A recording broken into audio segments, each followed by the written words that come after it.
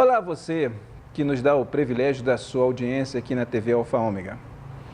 Eu sou o Carlos Valentim e estamos começando mais um programa Dicas Tributárias e dentro da série de você, seu imposto de renda e a declaração para o fisco que você tem que entregar lá em abril. Fazendo um breve resumo do que a gente já viu até agora, já falamos sobre o conceito de contribuinte, quem deve declarar, quem não deve, quem está obrigado, quem está desobrigado. No programa passado também exploramos bastante os aspectos relacionados a rendimento, afinal o que é isso, o que são rendimentos, quando devo tributá-los, como devo declará-los, se esses rendimentos estão fora ou estão dentro, se existem rendimentos ou existe algum valor que eu recebo que não é considerado rendimentos, enfim, cobrimos toda essa parte. E agora, já que a gente sabe o que é rendimento, quem deve declarar, como é que eu coloco esse rendimento na minha declaração, eu já tenho um esboço dela de quanto é que eu teria aí para pagar ainda ou restituir, mas está na hora da gente começar a tirar um pouco, né? Até agora a gente só está acrescentando, só aumentando a base tributária. Agora vamos ver o que a gente pode fazer dentro da lei para reduzir essa base tributária. Os modelos de declaração de imposto de renda que nós temos em vigor já há alguns anos são de dois tipos. Eu tenho a declaração de renda simplificada e tenho a declaração de renda completa. A diferença das duas, a simplificada, o próprio nome já sugere, né, deve ser mais simples do que a outra, é aquela declaração onde eu não preciso declarar pagamentos a ninguém. Eu não preciso declarar pagamento de médico, de mensalidade escolar, de nada daquilo que me dá dedutibilidade. Ela me dá direito a um desconto padrão. Esse desconto padrão, ele é de 20% da minha renda, mas não se animem muito com esse 20% de renda, porque o fisco é o fisco. Ele não ia deixar esses 20% de renda sem nenhuma limitação. Então, tem uma limitação, que a limitação ano passado era no máximo R$ 16.754. Não sei se essa limitação para esse ano vai permanecer, mas eu acredito que deve permanecer. Então, eu até R$ 16.754, eu posso utilizar como desconto padrão. Então, o que é isso? Quando eu escolho o modo da declaração simplificada, o próprio sistema da Receita Federal já vai lá nos meus rendimentos e tira os 20% dos meus rendimentos, que são rendimentos tributáveis. Lembra que são aqueles que são rendimentos tributáveis e não os tributados exclusivamente na fonte. Eu tenho lá, então, um valor, e se esse valor for maior do que os 16.754, o fisco já barra ali. Então, qual é a primeira coisa que eu tenho que fazer? Bom, olho para a minha renda tributável, 20% dela é maior do que 16.754? Então eu já tenho um parâmetro. Olho para todas as contas que eu pago que me dá direito à dedução, que são o quê? Educação dos meus filhos, dos meus dependentes menores, ou dos meus dependentes maiores até 24 anos, desde que estejam na universidade, que são as minhas despesas médicas, que são a minha pensão alimentícia, que são as minhas despesas odontológicas, enfim. Essas despesas, algumas têm limitações e outras não. Por exemplo, despesa com educação. Tem uma limitação, que é um valor muito pequeno em relação àquilo que a gente gasta na educação dos nossos filhos. É algo em torno de R$2.000 e poucos por dependente, que era no ano passado. Isso aí não dá uma mensalidade de um colégio de bom nível.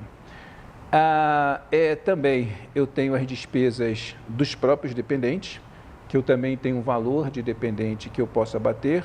Lembre-se que eu falei no primeiro programa dessa série, muito importante, se eu tenho um dependente que tem rendimento, eu tenho que pensar se vale a pena colocá-lo como meu dependente, porque eu vou ter que somar o rendimento dele ao meu também. E às vezes isso não vale a pena. Bom, então eu tenho dependente, que tem um valor também lá fixado para ele, e tenho minhas despesas médicas. As despesas médicas é um caso à parte. Despesa médica, ela não tem limite. Tudo aquilo que eu gastei com assistência médica, seja ela assistência médica que eu pago via plano de saúde, seja médicos particulares, sejam cirurgias, tratamentos prolongados, enfim. Não importa aquilo que eu fiz em relação à médica, eu tenho direito a deduzir 100%. Isso normalmente tem sido a dor de cabeça de muitas pessoas que me procuram. Por quê? Porque o fisco tem lá um valor que a gente não sabe qual é, mas o fisco tem um valor que ele vê como uma régua. As pessoas que declaram pagamentos de valor de despesas médias superior a esse valor, a Receita Federal vai investigar. E essa investigação ela é muito ruim. Por quê? Porque eu sempre acho que seria muito mais fácil para a Receita, já que eu tenho que formar o CPF do profissional que eu paguei, ela ir no profissional que eu paguei. Vai lá ver se a declaração de renda dele comporta aquele valor que eu declarei, tributa ele, está tudo certo. Mas não, a Receita prefere fazer o quê? Glosa a minha despesa, mantém a minha declaração numa malha fina, e eu fico nessa malha e às vezes eu quero antecipar a resolução da malha, porque eu não tenho problema nenhum sobre o documento. Dificilmente você consegue, porque os centros de atendimento ao contribuinte estão sempre lotados. A gente entra no computador para fazer um agendamento, não consegue, então você tem que ficar esperando a Receita te chamar e você vai lá apresentar todos os documentos relativos àqueles atendimentos médicos para ela poder lá considerar e manter a sua dedução. Em relação à despesa médica, tem um negócio que é muito importante, que são os home care. O que é o home care? É aquele atendimento que eu tenho ambulatorial em casa. Tem empresas especializadas nisso, tem pessoas que são pessoas muito idosas ou pessoas com problemas de saúde graves e problemas de saúde que a medicina não tem solução, como por exemplo um câncer. E às vezes a pessoa prefere ficar em casa sendo tratado em casa. Então é possível você montar até uma UTI, um ambulatório dentro de casa e você tem uma empresa de home care que faz isso. Isso é muito importante, uma coisa que eu não sabia, eu descobri isso recentemente por causa de um problema que um cliente meu teve, é que existe um cadastro que faz o cadastramento das empresas que prestam esse tipo de serviço. Então não basta, por exemplo, você pegar o recibo da home care, declarar, tomar dedutibilidade, você também tem que entrar no próprio site do Ministério da Saúde, tem lá um local para você consultar as empresas especializadas em home care que estão cadastradas no Ministério da Saúde. Se ela tiver cadastro lá, você pode deduzir, mas se ela não tiver, o fisco glosa a sua despesa. De novo, isso para mim é uma arbitrariedade do fisco, porque não há amparo legal para isso. O que a lei te garante é que você pode deduzir despesas com despesas médicas. Ela não te obriga a você pegar uma empresa que seja cadastrada nesse sistema ou não. E olha só uma coisa muito interessante, a empresa para funcionar, ela tem todas as autorizações do Ministério da Saúde, tudo bonitinho, mas se ela não tiver esse cadastro no Ministério da Fazenda, é um pretexto para o fisco glosar a sua despesa. Já vi acontecer isso algumas vezes, e quando acontece isso não adianta você discutir com a Receita Federal. Se você quisesse levar essa discussão mais adiante, você teria que entrar com uma discussão judicial, porque a discussão administrativa, eu já falei sobre isso aqui em alguns programas, os fiscais da Receita Federal não está no papel deles questionar se a lei é legal ou se a lei não é legal. Para eles, se existe uma norma legal, seja essa norma legal da própria Receita Federal determinando que ele faça alguma coisa, por dever de ofício, ele é obrigado a fazer isso. Então, ele acaba também sofrendo aí um processo por ter deixado de cumprir aquilo que o legislador determinou que ele fizesse. Então, é bobagem discutir no legislativo, você vai perder, e você levar essa discussão para o judiciário vai tomar um certo tempo. Então, a melhor coisa que tem é antes você se prevenir, verificar se a empresa está cadastrada, bonitinho, e aí você pode tomar essa dedutibilidade sem problema nenhum. Um outro problema que também gera muita questão de malha é a chamada pensão judicial.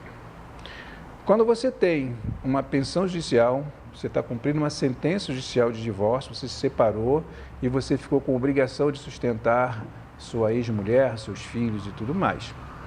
Até aí tudo bem, você tem lá um valor a pagar, esse valor pode ser um percentual do seu salário ou pode ser um valor acordado entre as partes. Para você, isso é 100% dedutível. E não é nenhum favor que o fisco está fazendo para você.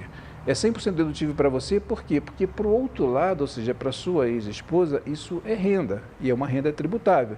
Então, deixe de tributar na sua declaração e tributa na dela. Então, a maioria dos casos que eu já vi acontecer, qual é? Bom, Eu vou lá, declaro na minha tudo que eu paguei, de acordo com o acordo judicial da separação, mas a minha ex-mulher ou o seu ex-marido foi lá e não fez a parte dele. Ele não declarou, ou ela não declarou o valor exato que recebeu de você, fez um valor menor, ou fez um valor diferente, ou não fez nada. Aí, novamente, para o fisco fica muito mais fácil ele bater em você do que ir lá naquele que recebeu a renda e cobrar essa renda dele. Não, o fisco não faz isso. Quando dá alguma divergência em relação ao valor que você declarou e que a beneficiária da pensão declarou, o fisco vai, coloca a sua declaração também numa malha e vai buscar a explicação de você vai ter que chegar lá e explicar. E essa explicação ela tem que ser através de documentação. Então, o fisco vai verificar toda a documentação que você tem. O que é essa documentação? São as transferências bancárias que você fez, são cheques, enfim.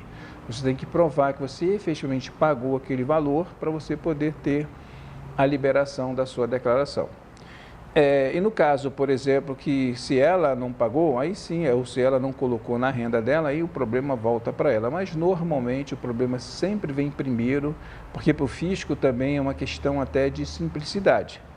Para ele é muito mais fácil eu ir em cima de alguém que quer reduzir a carga tributária dele, ou quer aumentar a retenção ou a restituição que ele tem, eu estou com o dinheiro dele comigo, é muito mais fácil segurar o dinheiro dele no caso de uma restituição e falar assim, olha amigo, você se explica aqui em relação a isso para que eu possa te liberar.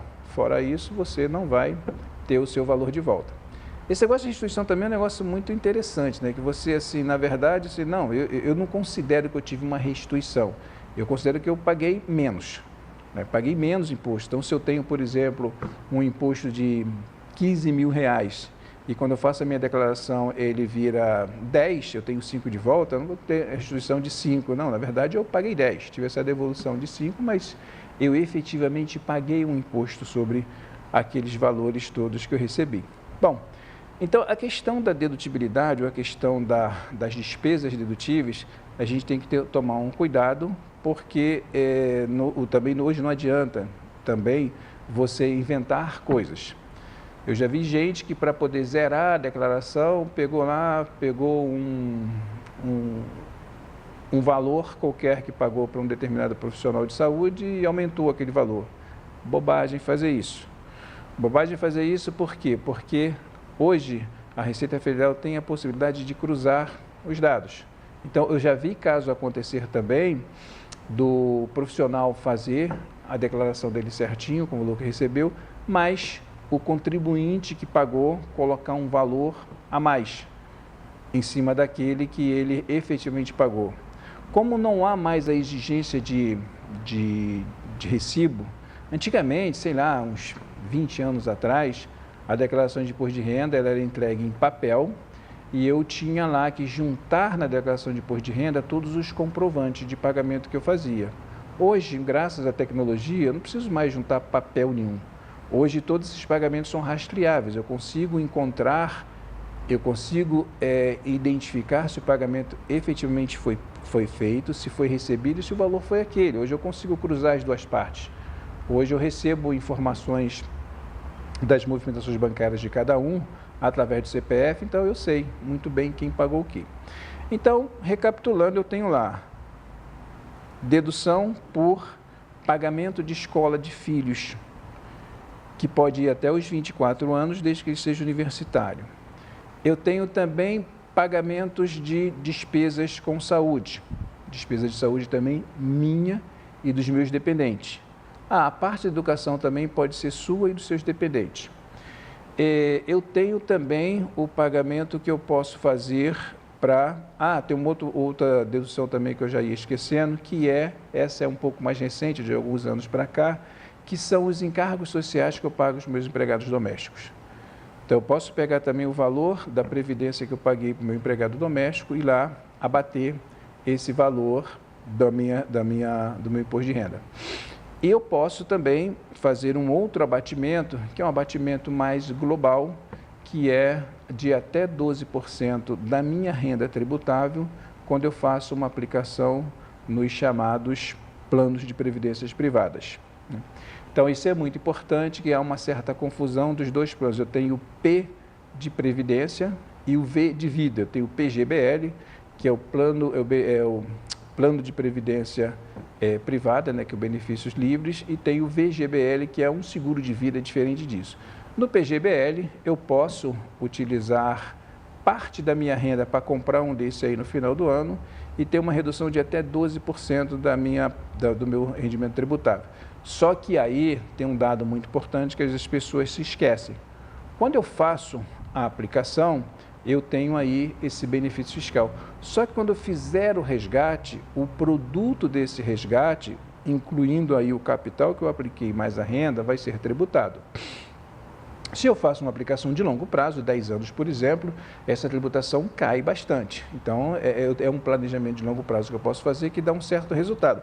Agora, se eu vou fazer isso com um dinheiro que eu vou gastar já no ano seguinte, que está utilizado, é importante saber, eu acho que vale a pena fazer, mas é importante saber que eu estou apenas diferindo o pagamento desse imposto para um período mais para frente.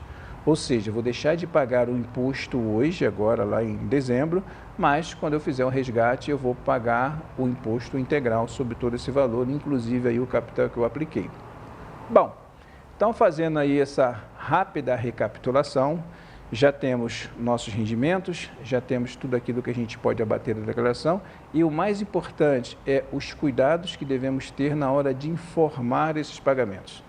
Eu tenho que informar corretamente aquilo que eu paguei e também tenho que guardar, no caso de despesas médicas, eu tenho que tomar o cuidado aí de verificar se as empresas de home care estão cadastradas no sistema da Receita e o resto eu tenho que guardar essa documentação comigo por um prazo não inferior a 5 anos, que é o prazo que a Receita Federal tem para vir me cobrar alguma coisa, caso eu não tenha acertado esse pagamento.